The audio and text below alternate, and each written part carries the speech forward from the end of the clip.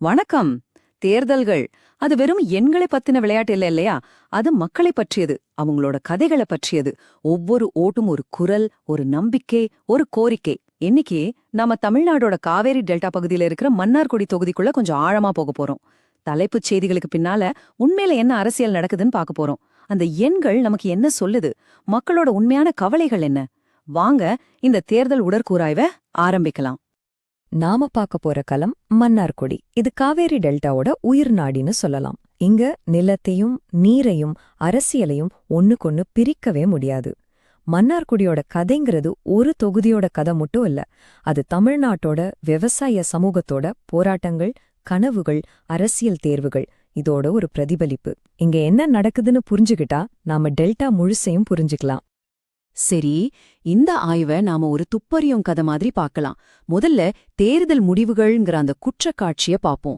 அப்புறம் தடயங்களை தேடுவோம். அதாவது அந்த வாக்கு எண்களுக்குள்ள என்ன கதை ஒழிஞ்சிருக்குன்னு பார்ப்போம்.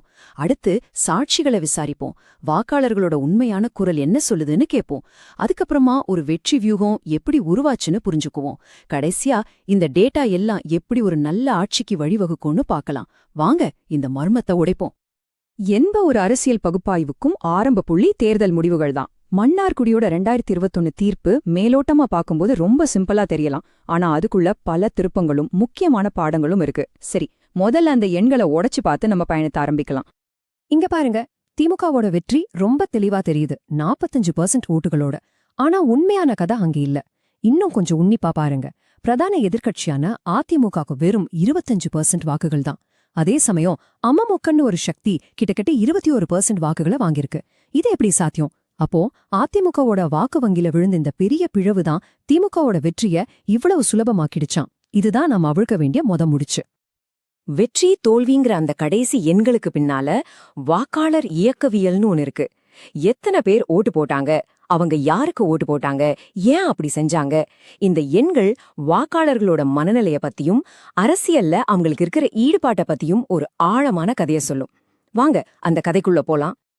2016 2021 வரும்போது வாக்குப்பதிவு கிட்டத்தட்ட 3% குறைஞ்சிருக்கு. இது ஒரு சின்ன நம்பர் மாதிரி தெரியலாம். ஆனா யோசிச்சு பாருங்க, இது ஆயிரக்கணக்கான வாக்காளர்களோட மௌனத்தை காட்டுது. அவங்க ஏன் அமைதியா இருந்தாங்க? வேட்பாளர்கள் மேல அதிருப்தியா, இல்ல ஒட்டுமொத்த அரசியல் சிஸ்டம் மேலேயே ஒரு சோர்வா? இந்த மௌனம் நிச்சயமா தேர்தல் முடிவுகள்ல ஒரு மறைமுக சக்தியா வேலை செஞ்சிருக்கு. இதோ இந்த ஸ்லைடு தான் மன்னார்குடி தேர்தல் கதையோட கிளைமாக்ஸ். 2016ல அதிமுகவோட 43% வாக்கு வங்கி ஒரு பெரிய ஆலமரம் மாதிரி உறுதியா நின்னுச்சு. ஆனா 2021ல அந்த மரம் ரெண்டா பிளந்து நிக்குது.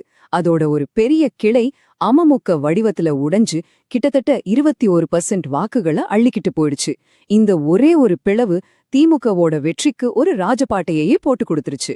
இதன் பின்னால இருக்கிற அரசியல் கணக்குகள் என்னமா வேணா இருக்கலாம். ஆனா களத்துல இதோட விளைவு மறுக்க முடியாதது. சரி, நாம இதுவரைக்கும் எங்களோட உலகத்துல தான் பயணம் செஞ்சோம். என்ன நடந்தது, எப்படி நடந்ததுன்னு கண்டுபிடிச்சோம். இப்போ இந்த ஆய்வோட இதய பகுதிக்கு வர்றோம். ஏன் நடந்தது? அந்த எங்களுக்கு பின்னால இருக்கிற மனித முகங்களையும் அவங்களோட அன்றாட போராட்டங்களையும் புரிஞ்சுக்க வேண்டிய நேரம் இது. யதார்த்தம் என்ன சொல்லுது பாருங்க. தலைவர்களோட மேடை பேச்சுக்கும் மக்களோட அன்றாட வாழ்க்கைக்கு நடுவுல எப்பவுமே ஒரு பெரிய இடைவெளி இருக்கும். நாம இத வளர்ச்சி இடைவெளின்னு சொல்லலாம். வாக்குறுதிகளுக்கும் யதார்த்தத்துக்கும் இடையில இருக்கிற இந்த இடைவெளிதான் மக்களோட கோபத்தையும் விரக்தியும் கடைசியா அவங்களோட வாக்குகளையும் தீர்மானிக்குது. ஒரு டெல்டா விவசாயிக்கு தண்ணிங்கிறது அரசியல் இல்ல, அது அவரோட உயிர். வறண்ட நிலத்தை பாக்குற ஒவ்வொரு தடவையும் நிறைவேற்றப்படாத வாக்குறுதிகள் அவங்க மனசுல ஆறாத காயமா வலிக்குது. காவேரி தண்ணியில இருக்கிற நிச்சயமற்ற தன்மை அவங்களோட வாழ்வாதாரத்தையே ஒரு கேள்விக்குறியா ஆக்குது. இந்த கவலைதான் வாக்குச்சீட்ல கோபமா மாறுது. 88% மக்கள் விவசாயத்தை நம்பி இருக்கும்போது அந்த விவசாயம் போய்ச்சா என்ன ஆகும்? இளைஞர்களோட கனவுகளும் கருகி போகுது. அவங்க வேலை தேடி நகரங்களை நோக்கி போக வேண்டிய கட்டாயம் ஏற்படுது. ஒவ்வொரு இடப்பெயர்வும் ஒரு குடும்பத்தை பிரிக்குது, ஒரு கிராமத்தை பலவீனப்படுத்துது. இது வெறும் பொருளாதார பிரச்சனை இல்ல, இது ஒரு சமூக பேரழிவு. ஒரு மேம்பாலம்ங்கிறது வெறும் கான்கிரீட் கட்டிடம் இல்ல, அது ஒரு பகுதியோட வளர்ச்சிக்கான இரத்த நாளம். கிடப்புல போடப்பட்ட ஒரு புறவழிச்சாலை திட்டமும் இல்லாத கல்வி வசதிகளும் அந்த பகுதியோட எதிர்காலத்தையும் முடக்கி போடுது. சாலைகள் சரியில்லைன்னா வியாபாரம் எப்படி நடக்கும்? இளைஞர்களுக்கு நல்ல கல்வி இல்லைன்னா சமூகம் எப்படி முன்னேறும்? இந்த கேள்விகள் எல்லாம் மக்களோட மனசுல ஆழமா பதிஞ்சிருக்கு. மக்களோட வலிகளை நாம கேட்டோம். இப்போ ஒரு அரசியல் வியூக நிபுணர் இந்த வலிகளை எப்படி வாக்குகளா மாத்துறாருன்னு பாப்போம். டேட்டா எப்படி ஒரு பிரச்சாரத்தோட கூர்மையான ஆயுதமா மாறுதுன்னு ஆராயலாம். ஒரு வியூக நிபுணரோட வேலை மக்களை ஏமாத்துறதில்ல. அதுக்கு பதிலா அவங்க சொல்றது காது கொடுத்து கேக்குறது. நம்ம அரசியலமைப்பு சட்டம் ஒவ்வொரு குடிமகனுக்கும் கண்ணியமான வாழ்க்கைக்கு உத்தரவாதம் அளிக்குது. அந்த கண்ணியத்தை உறுதி செய்யறதுதான் உண்மையான அரசியல்.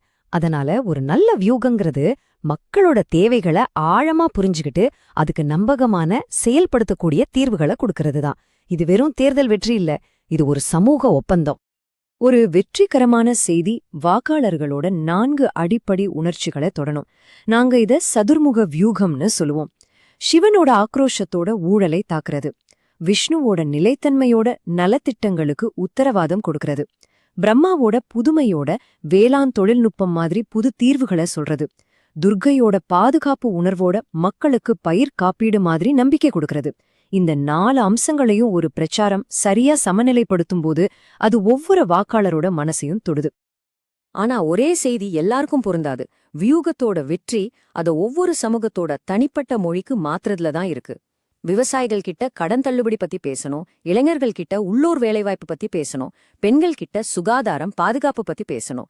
டேட்டா நமக்கு வழிய காட்டும், ஆனா களத்துல தான் உண்மையான உரையாடல் நடக்கும். இதுதான் நுண் இலக்கு வியூகத்தோட சக்தி. பகுப்பாய்வு, வியூகம், இது எல்லாத்தோடையும் இறுதி கட்டத்துக்கு வரும். இந்த டேட்டாவை எல்லாம் எப்படி ஒரு உறுதியான செயல்படுத்தக்கூடிய ஆட்சி வரைபடமா மாற்றுறது, இதுதான் தேர்தல் அரசியலோட உண்மையான பயன். இந்த வரைபடம் ஒரு நேர்கோட்டு பயணத்தை காட்டுது. வாக்காளர் டேட்டாவை பகுப்பாய்வு செய்யறதுல ஆரம்பிச்சு குறைகளை கண்டுபிடிச்சு அதுக்கேத்த மாதிரி வியூகம் வகுத்து கடைசியா உறுதியான வாக்குறுதிகளை உருவாக்குற வரைக்கும். இது வெறும் யூகங்களை வச்சு செய்யறதில்ல, உண்மையான டேட்டாவை வச்சு கட்டமைக்கப்படுற அரசியல். இதுக்கு பேர்தான் டேட்டா வழி ஆளுகை. இங்க நாம பாக்குறது வெறும் தேர்தல் வாக்குறுதிகள் இல்ல, இது டேட்டா பகுப்பாய்வோட உறுதியான முடிவுகள்.